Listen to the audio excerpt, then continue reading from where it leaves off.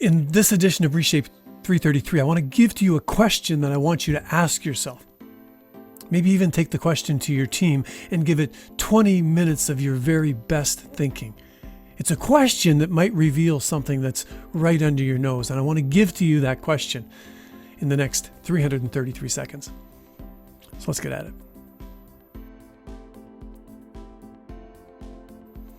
Okay, so here's the question right off the top. What is trying to be in your world? What is trying to be in your world? I'm not trying to be cryptic. What is trying to be, and you haven't taken the time to stop and to watch and to listen and to notice? Listen, because my heart is for churches, and because my heart and passion is for pastors and helping churches, find their passion and reimagine themselves forward in this new day in which we find ourselves, I want to shape and share my comments in that direction. So let me say to you, church leaders, let me say to you, pastors, or someone that just deeply cares about the church and trying to figure out how we can be who God intends for us to be. As you think about your church, and as you think about your neighborhood, and as you begin to look around and listen and watch, what is trying to be? You see, the question moves away from simply saying, well, to be a good church, we need to, and we need to, and we need to, and we need to. The question simply asks, as we look around with fresh and new eyes at our congregation and into our neighborhood, what is trying to be? What is trying to be if we'd only stop and take a moment to watch and to listen? Where's traction already happening? Where is God already up to something if we'd stop long enough to look and to see it? A couple of examples. Could it be that God is reminding us through a pandemic that there is a reawakened human awareness that doing life alone simply sucks?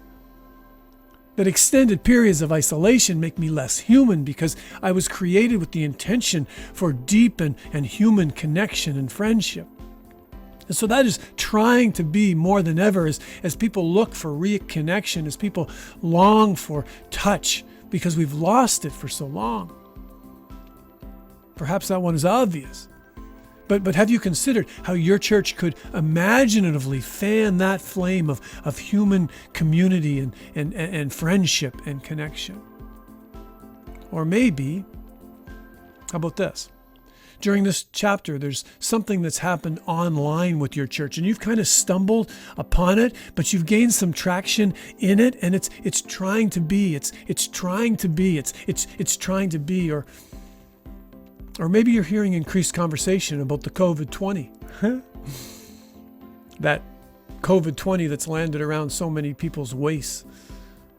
And people are longing for some healthy community, for some fitness community. It's trying to form itself. It's trying to be, if someone would fan that flame.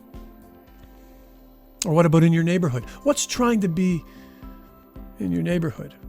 Are you continually hearing stories about housing and rental prices that are soaring in your neighborhood? And there's something that's trying to be there. God is prompting something around you, prompting you maybe to step into it. Or has the economy and soaring inflation, increasing gas and food prices impacted homes to such a degree that now there's increased deep insecurity and fear, and more kids that are going to school hungry, and there's something that's trying to be. Maybe there's more kids that have fallen behind academically because of constant disruption in their education, and you're hearing stories about that, and it's trying to be. It's trying to be. It's trying to be. What is trying to be? What are you hearing? What are you seeing? What are you missing? What could God be saying? What is God up to?